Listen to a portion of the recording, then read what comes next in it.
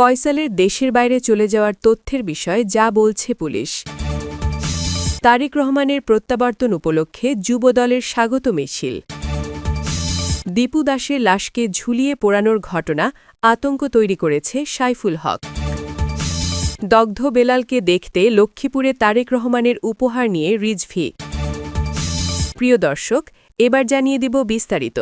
তবে তার আগে আপনি যদি এই চ্যানেলে নতুন দর্শক হয়ে থাকেন তাহলে চ্যানেলটি সাবস্ক্রাইব করে দিবেন সকল আপডেট খবর সবার আগে পেতে। এবং আপনি যদি নিরীহ ফিলিস্তিনিদের ভালোবাসেন তাহলে আই লাভ ফিলিস্তিন লিখে একটি কমেন্ট করে দেবেন।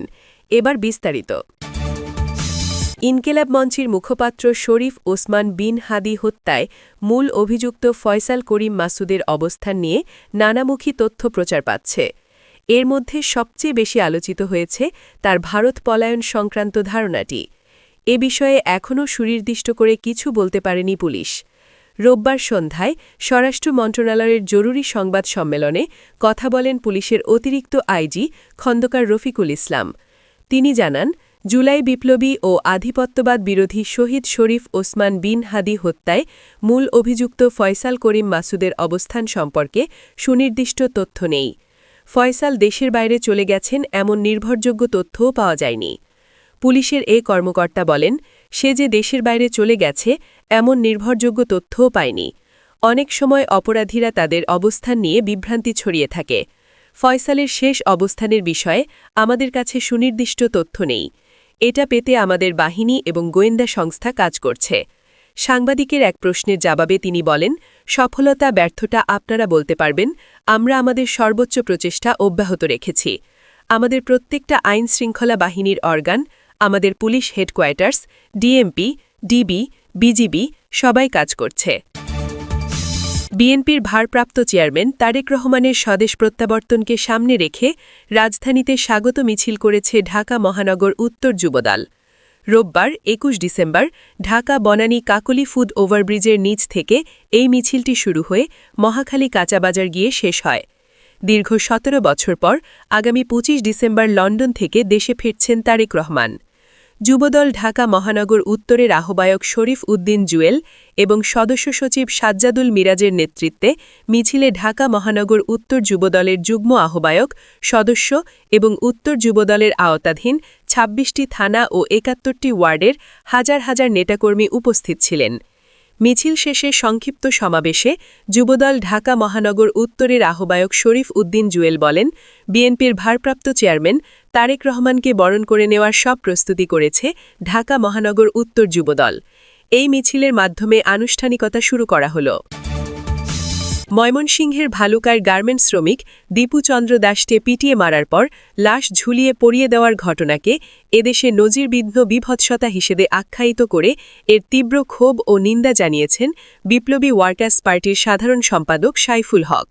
তিনি বলেছেন, এ ধরনের নারকীয় হত্যাযজ্ঞের বিচার না হলে এ ধরনের বিভৎসতা বেড়ে যাওয়ার আশঙ্কা রয়েছে। রোববার সন্ধ্যায় এক বিবৃতিতে এ কথা বলেন সাইফুল হক। বিপ্লবী ওয়ার্কার্স পার্টির সাধারণ সম্পাদক বলেন, আইয়ামে জাহেলিয়াতের কালেও এরকম নৃশংসতার বিষয় জানা যায় না। এসব ঘটনা মানুষকে আতঙ্কিত করে তুলেছে, দেশের মানুষকে মারাত্মক নিরাপত্তাহীনতার মধ্যে ঠেলে দিয়েছে। কমাস আগে রাজবাড়িতে কবর থেকে লাশ তুলে পুড়িয়ে দেওয়ার ঘটনার সাথে জড়িত অপরাধীদের গ্রেপ্তার ও বিচার না হওয়ার কারণেও দেশজুড়ে খুনিরা উৎসাহিত হচ্ছে। এ কারণে দেশজুড়ে মব সন্ত্রাস ছড়িয়ে পড়ছে। লক্ষ্মীপুর সদর হাসপাতালে চিকিৎসাধীন দগ্ধ বিএনপি নেতা বেলাল হোসেনকে দেখতে এসেছেন দলের সিনিয়র যুগ্ম মহাসচিব রুহুল কবির রিজভী। এ সময় তিনি বেলালের হাতে বিএনপির ভারপ্রাপ্ত চেয়ারম্যান তারেক রহমানের উপহার ৪ লাখ টাকা তুলে দেন তিনি। রোববার ২১ ডিসেম্বর রাত ৯টার দিকে তিনি হাসপাতালে এসে বেলালের সঙ্গে কথা বলেন। এ সময় বিএনপির যুগ্ম মহাসচিব ও জেলা বিএনপির আহ্বায়ক শহীদ উদ্দিন চৌধুরী অ্যানি উপস্থিত ছিলেন। পরে তারা সদর উপজেলার ভবানীগঞ্জ ইউনিয়নের চরমনসা গ্রামে বেলালের বাড়ি পরিদর্শনে যান। সেখানে তিনি সংক্ষিপ্ত সভায় বক্তব্য রাখবেন। হাসপাতালে বেলাল কেন্দ্রীয় নেতাদের দেখে কান্নায় ভেঙে পড়েন। পরে বিএনপি নেতা রিজভী ও অ্যানি ঘটনার বিষয়ে বেলালের কাছে জানতে চায়। বেলাল ঘটনার বিস্তারিত তুলে ধরেন তাদের কাছে। এ সময় চিকিৎসার ও ঘর নির্মাণের সম্পূর্ণ ব্যবস্থার আশ্বাস দেন অ্যানি চৌধুরী। সাতক্ষীরা ও কলারোয়া সীমান্ত এলাকায় চোরাচালান বিরোধী বিশেষ অভিযান চালিয়ে প্রায় ২১.৫ কোটি টাকা মূল্যের মাদকদ্রব্য ও চোরাচালানি পণ্য জব্দ করেছে বর্ডার গার্ড বাংলাদেশ। রোববার ২১ ডিসেম্বর সাতক্ষীরা ব্যাটালিয়নের অধিনায়ক লেফটেন্যান্ট কর্নেল কাজী আশিকুর রহমান এক সংবাদ বিজ্ঞপ্তির মাধ্যমে বিষয়টি নিশ্চিত করেছেন।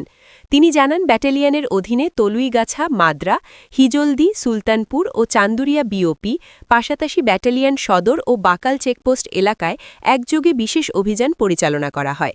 অভিযানে ৪.25 কেজি আইস বা মেথামফেটামিন, ৪০ বোতল উইনসেরেক্স সিরাপ, ১০ বোতল মদসহ বিপুল পরিমাণ ভারতীয় চোরাচালানি পণ্য জব্দ করা হয়।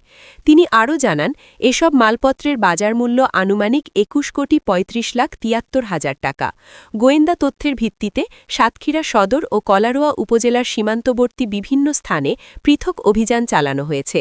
এর মধ্যে সাতক্ষীরা সদর উপজেলার রইচপুর এলাকা থেকে সবচেয়ে বড় চালানটি উদ্ধার করা হয়েছে।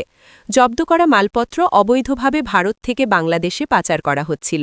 এ ধরনের চোরাচালানের ফলে দেশীয় শিল্প ক্ষতিগ্রস্ত হওয়ার পাশাপাশি সরকার বিপুল রাজস্ব আয় থেকে বঞ্চিত হচ্ছে। দুবাইয়ে কনস্ট্রাকশনের কাজ করতে গিয়ে মাথায় নির্মাণ সামগ্রী পড়ে মারা যান যুবক আনোয়ার হোসেন, ৩৮ বছর।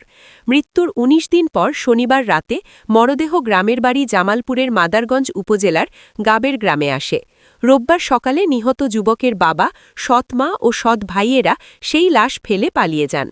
প্রবাসী আনোয়ার হোসেন গাবেরগ্রাম চৌরাস্তা মোড়ের এলাকার শাহজাহান প্রামাণিক ওরফে সাজা বাঘার ছিলে। স্থানীয়রা জানান, প্রায় ২ বছর আগে আনোয়ার হোসেন দুবাই যান। সেখানে তিনি কনস্ট্রাকশনের কাজ করতেন। গত ৩ ডিসেম্বর দুপুরে ভবন নির্মাণের কাজ করার সময় উপর থেকে নির্মাণ সামগ্রী পড়ে আনোয়ার ঘটনাস্থলেই মারা যান। প্রায় ১৯ দিন পর তার মরদেহ শনিবার রাতে নিজ বাড়িতে আনা হয়। কাটারেই ভরসা, আর সেই কাটারেই ম্যাচের রং বদলে দিলেন মুস্তাফিজুর রহমান। ইন্টারন্যাশনাল লিগ টি-20তে আইএল টি-20তে ১ ওভারে মাত্র ৪ বলের মধ্যে ৩ উইকেট তুলে নিয়ে গালফ জায়ান্টসের ব্যাটিং ধস নামান বাংলাদেশের বাঁহাতি পেসার মুস্তাফিজুর। তার বিধ্বংসী বোলিংয়ে ১৫৬ রানে গুটিয়ে যায় প্রতিপক্ষ, আর সহজ জয়ে পৌঁছে যায় দুবাই ক্যাপিটালস। আবুধাবির শেখ জায়েদ স্টেডিয়ামে টস জিতে ফিল্ডিংয়ের সিদ্ধান্ত নেয় দুবাই ক্যাপিটালস। ইনিংসের শুরুতে নতুন বলে কিছুটা খরচে ছিলেন মুস্তাফিজুর। প্রথম ওভারে দেন ১২ রান। তবে ম্যাচ যত এগিয়েছে ততই ভয়ঙ্কর হয়ে উঠেছেন কাটার মাস্টার। ১৪তম ওভারে ফের বল হাতে নিয়ে আসেন মুস্তাফিজুর। তখন গালফ জায়ান্টসের সংগ্রাহ ৩ উইকেটে ১১০। এই ওভারেই বদলে যায় ম্যাচের চিত্র। প্রথমে জেমস ভিন্সকে উইকেট কিপারের হাতে ক্যাচ দিয়ে ফেরান মুস্তাফিজুর। পরের কয়েক বলের মধ্যেই অফ কাটারে বোল্ড হয়ে যান দুর্দান্ত ফর্মে থাকা আজমতুল্লাহ ওমরজাই। এরপর নিখুঁত এক ডেলিভারিতে ব্যাটের কানায় বল লাগিয়ে শন ডিকসনকেও সাজঘরের পথ দেখান মুস্তাফিজুর।